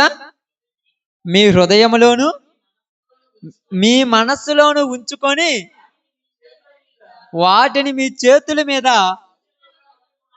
సూచనలుగా కట్టుకొనవలను. అవి నీ కన్నుల నడుమ భాషకములుగా ఉండవలను. గుర్తుంది ఊరికన్నా ఈ వాక్యం? ఏం రాయబడింది అక్కడ? ఈ మాటలు ఏడుండాలంట? హృదయంలోను మనస్సులోను ఉండాలి. ఇంకెక్కడంట? చేతుల మీద కనురెప్పల మధ్య, అంటే నుదుటి మీద ఉండాలంట. అందుకని జనాలు ఏం మారిపోయారంటే, అట్ట మారిపోయారంటే ఫస్ట్ 2 వదిలేశారమ్మా. ఫస్ట్ 2 ఏంటి? హృదయం మనసులో వదిలేశారు. చేతికి కట్టుకుంటున్నారు. ఈరోజు వాక్యాన్ని చేతికి కట్టేసుకుంటున్నారు, మెల్లో వేసుకుంటున్నారు పెద్ద సిలువలు. ఇంటికి ఇది యెహోవా ఆశీర్వదించిన ఇల్లు అని రాసి పెడతారు. ఆశీర్వదించిన ఇల్లు అయితే ఇంట్లో ఏముండాలి? అప్పుడప్పుడు కాదు, ఇది యెహోవా ఇల్లు, ఇది యెహోవా కట్టించిన ఇల్లు. యెహోవా కట్టించిన ఇంట్లో ఏముండాలి? ఏందమ్మా? టీవీ ఉండాలి, ఫ్రిడ్జ్ ఉండాలి, అన్ని ఉండాలి కదా యెహోవా కట్టించిన ఇంట్లో. టీవీ ఎంత పెద్దది. ఇది యెహోవా ఇల్లు అంటారు. టీవీలో ఎప్పుడు డీజే పాటలు కదా. ఏం పాటలు? డీజే పాటలు. గుబా గుబా గుబా గుబా. ఆ పాటలు అయితే నిద్రలేస్తారో ఆ పాటతోనే నిద్రపోతారు. రే దెయ్యాల సినిమాలు ఏది చూస్తున్నావేందిరా ఇంట్లో అంటే, ఏమిది నా ఇల్లు కాదు. మరి నీ ఇల్లు అయినప్పుడు మరి యెహోవా ఇల్లు అని ఎందుకు రాసుకున్నారు మీ ఇల్లు తలుపుల మీద? నాకు అర్థం కాల. ఎందుకు రాసుకున్నారమ్మా? ఇల్లు ఎవరిది? నీది. మరి యెహోవా ఇల్లు ఎందుకు రాయొచ్చు అక్క? యెహోవా ఇల్లు అని రాసి యెహోవా ఇంట్లో టీవీ పెట్టి సినిమాలు వేయొచ్చా? యెహోవా ఇంట్లో మందు తెచ్చుకొని తాగొచ్చా? యెహోవా ఇంట్లో జోదాలు పేకాట ఆడొచ్చా? మరి యెహోవా ఇల్లు అని ఎందుకు రాసుకున్నారు?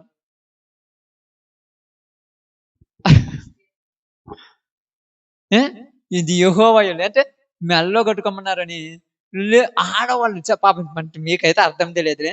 ఏం చేస్తున్నారంటే సిలువేసిన తాళిబొట్లు కట్టించుకుంటున్నారు. ఏంది తాళిబొట్టు అంటే సిలువ వేయాలి. సిలువ వేసుకుంటే మన పద్ధతి అవుతుందా? చేతి మీద సిలువ అంటే పచ్చబొట్టు సిలువతో కొట్టించుకుంటారు. గుండెల మీద యేసు ప్రభు బొమ్మ వేసుకుంటారు పచ్చబొట్టుతో. ఎంత భక్తిరీయాలకు అనుకుంటారనే. చేతి మీద సిలువ పెట్టుకుంటాడు, మందు షాపు కాడు గ్లాస్ ఎత్తుకొని తాగుతుంటాడు. వాక్యము హృదయాలలో తప్ప అన్ని దిక్కులు ఉన్నది. ఇశ్రాయేలు ప్రజలు కూడా, యూదులు కూడా చదివేటప్పుడంట బాసికాలు కట్టుకొని ఇక్కడ ఒక బిల్ల లాంటిది కట్టుకొని చదువుతారంట. ఎందుకంటే ఆయన బాసికం కట్టుకోమన్నాడు. బాసికం అంటే తెలుసుగా, పెళ్లి కొడుకు పెళ్లి కూతురు కడతారు చూడు బాసికం లాంటిది. అవి కట్టుకొని చదువు, ఎందుకంటే దేవుడు ఎక్కడ చదవమన్నాడు కదా. అసలు ఏమి నేర్చుకున్నారంటే ఆ పద్ధతులే వచ్చాయి, అంతే కదా. అందరు అన్నం తినే ముందు కళ్ళు మూసుకుంటారు, అన్నంలో అన్నం పెట్టుకుంటారు. ఏమా అంటే ఎందుకు అసలు ఏం చేశారు ప్రార్థనకు అర్థం కాలేదక్క. యాజ్ ఇట్ ఈజ్ మీకు అర్థం కావడం చెప్తాను.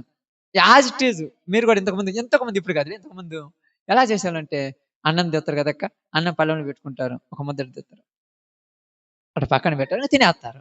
యాజ్ ఇట్ ఈజ్ దానికి దీనికి తేడా ఏమనుందక్క? అది ఊరు అన్నం అంటే దేవుడి ముద్ద ఏం చేస్తున్నారు? ఎవరికి? ఎంత జ్ఞానమో చూడండి మనుషులది. అసలు ఎంత జ్ఞానం అంటే ఎందుకు చెప్తున్నానంటే ఆ పద్ధతులు తీసుకొచ్చి ఇక్కడ పెట్టి జనాలను భ్రమపరిచారు అక్కంతే. ఇప్పుడు ఆ పద్ధతుల ప్రకారం అయ్యాక ఇష్టం అవుతుంది క్రైస్తవులకు, లేకపోతే ఇష్టం కాదు క్రైస్తవులకు. అందుకే ఉంటారు తెలుసా, ప్రార్థన నెలకు 1 రోజు ప్రార్థన, వారానికి 1 రోజు ప్రార్థన. వీళ్ళకి చూడండి బాగా శుక్రవారమే ఉపవాసం ఉండాలి. బుధవారం అంటే కష్టం కదక్క. ఎందుకు శుక్రవారం ఉండాలి? యేసు ప్రభు శుక్రవారం చనిపోయిండు. అర్థమైందిగా? యేసు ప్రభు శుక్రవారం అసలు శుక్రవారం అనేది వాళ్ళకి ఎలా ఉండేది లెక్క మీకు తెలుసు ఊరికన్నా? వాళ్ళకి దినాలు లెక్కలు ఎలా ఉండేవి? వాళ్ళకి లెక్కలు ఎలా ఉండేది? దినం లెక్క. వాళ్ళకి టైం ఎలా ఉండేది? దినం లెక్క. మనకు ఒక రోజు అంటే ఎప్పటి నుంచి ఎప్పుడు దాకా? ఒక రోజు అంటే ఎప్పుడు దాకా? నైట్ 12 నుంచి నైట్ 1 దాకా ఒక రోజు మళ్ళీ. వాళ్ళకు రోజు అంటే ఎప్పుడు దాకా? అస్తమయము ఉదయం కలగా ఒక రోజు రాజను. వాళ్ళకి అలాగ మరి. నీ లెక్కలు వాళ్ళ లెక్కలు తేడా ఉందా? మరి నీకెందుకు శుక్రవారం పెట్టుకున్నారు చెప్పండి? ఎందుకు చెప్పండి? ఇంతకు ముందు బాగానండి. ఇంతకు ముందు శుక్రవారాలు ఉపవాసాలు ఉంటాం అలవాటు చాలా మందికి. కదక్క? శుక్రవారాలు వ్రతాలు గాని, శనివారాలు అలవాటు. అది పక్కన పెట్టేసి ఇది పెట్టేశారు అంతే. అదేం మారలా. ఏం మారిందనుకున్నారా? ఆ ఉపవాసం ఆ రోజు పొద్దుటి నుంచి బ్రష్ చేసి 12 గంటల దాకా బ్రష్ చేస్తారు. ఏంటంటే ఈ రోజు నేను ఒక్క పొద్దులే. మరి ఇప్పుడు కూడా ఎందుకు బ్రష్ చేసి ఏందన్నదంటే శుక్రవారం మేము ఉపవాసం ఉన్నాములే అంటారు. నిన్ను ఉండకపోతే కొడతరా? ఇప్పుడు కొట్టేవాళ్ళు ఉంటారక్క. మరి ఎందుకు ఉంటున్నారు? యేసు ప్రభు ఉండమన్నాడు. ఏడని చెప్పాడా? ఉండమన్నాడు. నేను చెప్తాను ఉండమన్నాడు. ఏడని చెప్పాడా? అడగండి మీరు మేళాల్లో కూడా ఉంటారు కదా, మేళాలు మీకు తెలిసిన వాళ్ళు. బైబుల్ ఏడుందయ్యా శుక్రవారం ఉపవాసం ఉన్నట్టే? వాళ్ళు ఎమ్మటేం ఆన్సర్ చెప్తారు చెప్పండి? వాళ్ళు చెప్పే ఆన్సర్ చెప్పండి. వాళ్ళకి వాక్యం తెలుసమ్మా? ఎప్పుడన్నా బైబిల్ తీసిరా పాపం? బైబిల్ తీసినోడైతే సారాయి తాగడు తెలుసా? బైబిల్ తీసినోడైతే మందు సిగరెట్ తాగడు తెలుసా? బైబిల్ తీసినోడైతే బూతులు తిట్టాడు తెలుసా? మరి ఎప్పుడన్నా బైబిల్ తీస్తే తెలుసు. మరి ఎందుకు ఉంటున్నారు చెప్పండి? ఒకే మాట చెప్తారు. మా ముందున్న వాళ్ళందరూ ఉన్నారు, మేము కొంటున్నాం. ముందున్న వాళ్ళు అట్లా ఉంటారు. మరి వాళ్ళు ఎందుకు ఉన్నారు ఇలా తెలుసా? అప్పుడు పెద్దవాళ్ళు అంటారు చూడండి, ముందున్నోడు అంటే ఒకడంట దారిని పోతున్నాడు అంట. వాడు ఎందుకు పోతున్నాడు? ఈడు ఎడకంటే వాడేమిటి పోతున్నాడు? ఏడికంటే వాళ్ళు పోతున్నాడు, నేను పోతున్నాను. వాడు అనుకో ఏడికంటే వాడు పోతాను, నేను పోతున్నాను. ముందున్న పోయి తేడికి పోతున్నాడు, నేను బయటికి పోతున్నాను. అవుట్ సైడ్ పోతాను, లెట్నికి పోతానంటే మిగతా వాళ్ళు ఏంద్ర ఏడికి వచ్చి నేను లేటుకు పోతున్నట్టు. మరి మీరు ఎందుకు వచ్చి నువ్వు వస్తున్నావు వచ్చిన అంటే అట్నే ఉంది ఇప్పుడు వ్యవహారం. భక్తి తెలియని వాళ్ళు అందరూ భక్తి తెలియని వాళ్ళతో పోతారు అంతే. అందుకని క్రైస్తవులు ఏమంటారు తెలుసు చాలా మంది? చెప్పాను, తప్పు లేనే లేదు. నేను పబ్లిక్ లో చెప్పేస్తాను, మీరు ఎందుకు భయపడతారు?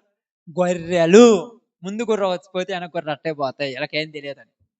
అందుకని తెలుసుకొని నువ్వు పనికి పోవాలంతే. తెలియకుండా పోతే ఏమంటారు అంతే. ఈ రోజు నన్ను ఎవరైనా అంటారు, రోజు ప్రార్థనకి ఎందుకు పోతాను అంటే, నా బైబిల్ గ్రంథంలో దేవుడు నాకు చెప్పాడు, ప్రతి దినము ఆయన సువార్త చేసి ఆత్మలను సంపాయమన్నాడు, అందుకు పోతాను. మరి ముందోళ్ళు ఎవరు చేయలేదంటే వాళ్ళతో నాకేం పని? మా తాతోళ్ళు మా ముత్తాతోళ్ళు ఏమైనా చదువుకోరమ్మా? మరి నన్ను ఎందుకు చదివించారు మా అయ్యోళ్ళు? నాకు అర్థం కాదా. అప్పుడు లేదు, ఇప్పుడు అవకాశం ఉంది కాబట్టి చదివేస్తారు. ఇప్పుడు మీ పిల్లల్ని ఎందుకు చదివేస్తారు? డిగ్రీలు, ఎంటెక్లు, బీటెక్లు మీరు చదువుకోవచ్చు కదంటే. మాకు కుదరలేదు, మరి మీరు వీళ్ళందరూ చదివేస్తారు, వీళ్ళని చదివేయాలి అంతే. ముందోళ్ళకు తెలిస్తే మనకు అవసరం లేదు. నీకు బైబిల్ చేతుంది కాబట్టి నువ్వు బైబిల్ ప్రకారం నడుచుకోవాలి. బైబిల్ ప్రకారం నడుచుకోవాలంటే ఏం చేయాలి? ఏం చేయాలమ్మా? మీ అందరికి పాట పాడతారు, బాగా చెప్తారు. మీ అందరికి కంఠస్థం కదా ఆ మాట, గుర్తుందా? దీవారాత్రులు యెహోవా ధర్మశాస్త్రమును ధ్యానించువారు ధన్యులు. అందరికి కంఠస్థం. ఎప్పుడైనా ధ్యానించారా? ఏ రోజైనా ధ్యానించారా? ఏ రోజైనా ధ్యానించారు? ఒక్క రోజన్నా పాపం. ధ్యానిస్తే హృదయములో ఉండాలి వాక్యం. అందుకన్నారు వాక్యం చదివించి నాకు చదువు రాదయ్యా. చదువు రాదను అంటే నువ్వు అక్షరాలను చూస్తావు, నువ్వు ఆత్మను చూడట్లా. చదువు రాకపోయినా వాక్యం ఎక్కడ రాసి పెట్టాడంట? హృదయం అనే పలక మీద. ఇప్పుడు నీకేం గుర్తు రావాలి? తప్పు చేయకూడదని గుర్తు రావాలి. లోకం గురించి ఆశలు పడకూడదని గుర్తు రావాలి. వస్తుందమ్మా? అందుకని ఇక్కడ చాలా జాగ్రత్తగా ఏమంటున్నారు పౌలు గారు? పాతది అంటే ఏంది? పాతది అక్షరానుసారం ఏంటండి? విశ్రాంతి దినాలు కొట్టేశాడు ఆయన, బలి అర్పణ కొట్టేశాడు ఆయన. మనము కూడా దినములను, మాసములను, పద్ధతులు మానుకోవాలంతే. మరి ఏం చేయాలంటే, నేను ఊపిరి ఉన్నంత కాలము ఆయన పనిలోనే ముందుకు సాగాలి. ఇప్పుడు ఇది ఊరికి తగునంట? ఊరికి తగునంట? మీరు చెప్పింది కరెక్టే. పరిశుద్ధులకు క్రీస్తు పరిశుద్ధులకు. మరి మనం ఊరికి తగునంటాము? పాస్టర్లు తగును మాకు కదంటే మీరు పరిశుద్ధులు కాదా? ఏడకి వచ్చిందో చూడు, తెలుసు కదక్క. ఏడదాకా ఏడకి వచ్చిందంటే పౌలు గారు అన్నాడు, ఇదిగో ఆ స్త్రీలు అన్నారు, క్లెమెంతతోనూ నా ఇతర సహకారులతోనూ దేవుని పనిలో సహకారులై ఉన్నారు కనుక వారి పేర్లు జీవగ్రంథంలో రాయమన్నారు. మరి వాళ్ళకేం పని? శుభ్రంగా పొదుగుకులు పని చేసుకుని వచ్చి ఇంటికాడ ప్రశాంతంగా నిద్రపోయి ఏదో ఆదివారం ఒక గంట దొడిపోయి ప్రార్థన పోయి రావచ్చు. మరి వాళ్ళు ఎందుకు సహకారులు ఉన్నారంట దేవుని పనిలో?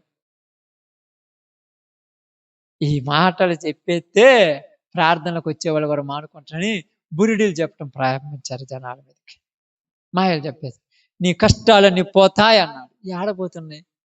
పోనీ అమ్మ, బైబిల్ దగ్గరకు వచ్చిన తర్వాత ఏమన్నాడు? క్రైస్తవుడైనందుకు శ్రమ అన్నాడు, బాధలు అన్నాడు, ఇబ్బందులు అన్నాడు. నువ్వు ప్రార్థనకు వచ్చిన తర్వాత ఇంట్లో భర్త తిడుతున్నాడు, భార్య తిడుతుంది, పిల్లలు తిడుతున్నారు, అన్నదమ్ములు తిడుతున్నారు, అక్కచెల్లెలు తిడుతున్నారు, నీ ఇంటి పక్కన వాళ్ళు నేను ఎలివేసి పక్కన నెట్టేస్తున్నారు. మరి ఇది కష్టాలు పోలేదే? అసలు ఏమీ అర్థం కాదు పాపం జనాలకు నిజంగా. అందుకే నేను చెప్తున్నాను, అక్షరము చంపును, ఆత్మ జీవింపచేయును. ఆత్మానుసారముగా నడుచుకొనుడి, అప్పుడు శరీరానుసారముగా మీరు జీవింపరు. అందుకని ఏమన్నారు? బాగా గమనించి ఆలోచిస్తే, మనం బైబిల్ గ్రంథాన్ని చదివినప్పుడు అరుణోదయం కలగాలంటే, దేవుని మాటలు మన జీవితంలో నెరవేర్చుకోవాలంటే మనము ఆత్మానుసారంగా జీవించాలి. ఈ రోజు నుంచి ఇక మీదట ఎలా ఉన్నాడు? క్రీస్తును ధరించుకున్నాను. అందుకే పౌలు గారు ఏమన్నాడు? జీవించువాడను. మరి నువ్వు కాకపోతే ఊరు క్రీస్తుని ఎందుకు జీవిస్తావు? మరి క్రీస్తుని ఎందుకు జీవిస్తున్నప్పుడు ఇప్పుడు నువ్వు చేసే పనులన్నీ ఊరు చేస్తున్నాడని. ఇప్పుడు ఎంత లోతుకుంది తెలుసు? అది వరకు ఉంది అనుకున్నావు. బైబిల్ అంటే ఎంత అర్థం చదవాలంటే రాత్రింబగలు ఏం చేయాలి? వాక్యాన్ని ధ్యానించడం అంటే ఏంది? ధ్యానించడం అంటే ఏంది తెలుసా మీకు ఊరికైనా? చదివింది నెమరు అంటే తెలుసుగా, నెమరు వేసుకోవాలి. నువ్వు దారిని పోతున్నప్పుడు కూడా అనుకోవాలి మనసులో. నువ్వు పని చేస్తున్నప్పుడు మనసులో అనుకోవాలి. నువ్వు ఎక్కడికి పోయినా మనసులో అనుకోవాలి. అనుకోవాలంటే నువ్వేం పక్కన పెట్టాలి? ఇవన్నీ పక్కన పెట్టాలి. ఇప్పుడు పని చేయొద్దని నేను చెప్పలా, పని చేస్తూ దేవుణ్ణి అనుకో, వాక్యం అనుకో. నువ్వు పని చేసేటప్పుడు మనసు కాదు పని చేయటానికి కావాల్సింది. ఏం కావాలి? శరీరం అంటే చాలా పని చేస్తాను. శరీరానికి అలవాటు పడింది కదా, మీకు తెలుసో తెలియదు. మీరు కళ్ళు మూసుకున్నా కూడా ఆగొట్టేస్తుంటారు. అది అలవాటు పడింది. ఒక్కోసారి మీరు అప్పుడప్పుడు గేడింగ్ చేస్తుంటారు కదమ్మా, కళ్ళు మూసుకున్నా కూడా కట్టకపోతేనే ఉంటారు, ఒకదాని తర్వాత ఒకటి. మరి ఎట్టున్నారంటే అలవాటు పడింది చెయ్యి, అంతే. మీకు తెలియకుండా కానీ అన్ని పనులు చేస్తుంటారు. కానీ ఆత్మ అట్ట కాదు, పర్ఫెక్ట్గా ఉండాలి. కొద్దిగా జాగ్రత్తతో ఉంటేనే ఆత్మానుసారంగా నడుచుకోగలరు. ఈరోజు చాలా మంది, ఎందుకమ్మా మీరు ప్రార్థన ఆదివారం తెచ్చాలి, వీళ్ళు పాత నిబంధనలో ఉన్నారు, వాళ్ళని డిస్టర్బ్ చేయకుండా, వాళ్ళని డిస్టర్బ్ చేసేటప్పుడు మనవలు కూడా పాడు చేసేస్తారు. మరి ఎంత ఘోరంగా ఏడ ప్రార్థన లేవు అమ్మా, వాళ్ళకేం తెలుసు ఆత్మ గురించి? ఆత్మ తప్పన వాళ్ళకేం తెలుసు? ప్రయాస ప్రభువునందు మీ ప్రయాస వ్యర్థము కాదని నీకు తెలుసు, నాకు తెలుసు. కానీ మనం మాత్రం ప్రయాస పడలేదు. అందుకని ఇక్కడ పౌలు గారు చాలా చక్కగా మాట్లాడుతున్నాడు. అక్షరము చంపును, ఆత్మ అక్షరము చంపేస్తుంది, ఆత్మ జీవింపజేసేది. ఇప్పుడు ఆత్మకు ప్రాధాన్యత ఇస్తామా, అక్షరానికి ప్రాధాన్యత ఇస్తామా? అక్షరమే కదా. కావాలంటే బైబిల్లో చూద్దురా, నువ్వు ఉన్నది నేను కాదనట్లు, బైబిల్లో కూడా ఉంది. బైబిల్లో ఉంది. బైబిల్ పాత నిబంధనలు అది కూడా ఉంది. విశ్రాంతి దినాన కట్టెపుల్లలు ఏరుకుంటే ఏం చేసిండ్రు? మరి ఇప్పుడు చంపట్లేదుగా. మరి ఎందుకని మరి అది ఉంది, అది చెప్పరే అది ఉందని? ఆత్మ ఏం చేస్తున్నది? అంతకంటే స్థిరమైన ప్రవచన వాక్యం మనకున్నది. ఏంటంట? తెల్లవారు వేకు చుక్క ఉదయించినట్టుగా ఆ వాక్యం మీ హృదయంలో ఉదయించి అంధకారంలోనికి వెలుగు ప్రకాశింపజేసింది. ఇప్పుడు మీరు వెలుగు సంబంధమైన బిడ్డలు, ఇంకా చీకటి మనలో ఉండకూడదు. ఆ వెలుగు ఏం చేస్తుందంట? ఆమేన్. వెలిగించటం పక్కన పెట్టేసి అందరిని ఆరిపేస్తుంది. కొంతమంది వెలుగులు ఆరిపేస్తుంది. ఆత్మను ఆర్పకుడి అని బైబిల్ చెప్తుంది, ఆరిపేస్తుంది. చాలా చూడండి, రేపు పొద్దున మీరు మన సహోదరి సహోదరులు ఏందమ్మా రాత్రి ప్రార్థనకు రాలేదంటే వాళ్ళు ఏమంటారు? మాకు ఎన్ని పనులు ఉన్నాయి మీకు తెలుసు అంటే, మీకు లేవు పనులు ఏడున్నారు? ఊరికి మనకు అసలు పని బాట లేకుండా వరకున్నాం మాకు కిలకాడంతే. వాళ్ళు ఎంత పనులలో ఉన్నారు. నేను అదే చెప్తున్నా వాళ్ళకు, ఈ ముందు వాళ్ళు 24 గంటలు చేసినా నేను చెప్తున్నా, మీరు ఏమని అనుకోండి, నేను ఒక దేవుని సేవకుడిగా కాదు, ఒక దేవుని బిడ్డగా చెప్తున్నాను. 24 గంటలు చేసిన సంవత్సరం అయిపోయినప్పుడు నీ దగ్గర నా దగ్గర ఎంత ఉందో వాళ్ళ దగ్గర అంత కూడా ఉండదు. నేను గ్యారెంటీ చేసి మళ్ళా ఇస్తాను. నిజంగా ఉండదంటే ఉండదంతే. దేవుడు లేకుండా ఎన్నున్నా ఏముంటుందమ్మా? ఇన్నొత్తాయి పాపం. సంవత్సరం అమ్ముతారు కదా, ఇన్నొత్తాయి మూట. ఆ మూట ఆడ పెట్టుకొని టెన్షన్ పడుతుంటే జీవిస్తారంతే. మన దగ్గర ఒక్క రూపాయి ఉండదు, ప్రశాంతంగా అన్నం తిని పడుకొని నిద్రపోతాం. మరి ఎలాగంటే ఏ టైంలో ఏమి రావాలో అది తెచ్చేస్తుంది అంతే. నువ్వు జీవించే దేన్ని బట్టి? ఆత్మని బట్టి. అక్షరాన్ని బట్టి అనుకున్నావా? ఆత్మని బట్టి.